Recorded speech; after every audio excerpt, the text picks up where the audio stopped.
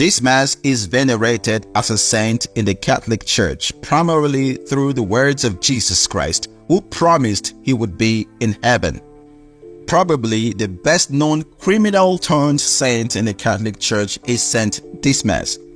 He was the good or penitent thief crucified along Jesus Christ and was promised heaven by Jesus Christ himself. Now, one of the criminals hanging there reviled Jesus Christ, saying, "Are you not the Messiah? Save yourself and us." The other, however, rebuking him, said in reply, "Have you no fear of God? For you are subject to the same condemnation. And indeed, we have been condemned justly, for the sentence we received corresponds to our crimes. But this man has done nothing criminal." Then he said, "Jesus Christ, remember me when you come into your kingdom." He replied to him, "Amen, I say to you, today you will be with me in paradise." Luke chapter 23, verse 39 to 43. These words of Jesus Christ led the early Christian community to believe the good thief repented of his crimes and entered heaven later that day. This automatically made him a saint, as a saint is more loosely defined as anyone enjoying the beatific vision in heaven.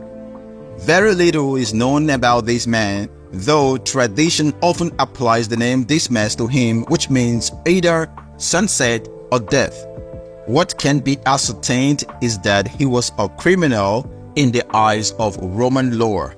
According to one biblical scholar, two of the most common criminals condemned to crucifixion were low-life criminals and enemies of the state. Low-life criminals would include, for example, slaves who had escaped from their masters and committed a crime. If caught, a slave could be crucified. There were two reasons why they were subjected to a torturous, slow, and humiliating death. They were receiving the ultimate punishment for their crime, and possibly more important, they were being used as a spectacle to warn other slaves who were thinking about escaping or committing crimes that would happen to them.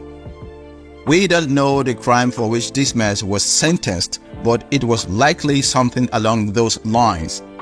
One interesting legend about the early life of Dismas says that Dismas and his fellow thief held up Joseph and Mary when they were fleeing to Egypt with the child Jesus. Dismas is said to have been moved to compassion and bribed his companion to let the Holy Family pass safely. His feast day is commemorated on March 25th, the calendar date that early Christians believe marked the day Christ died.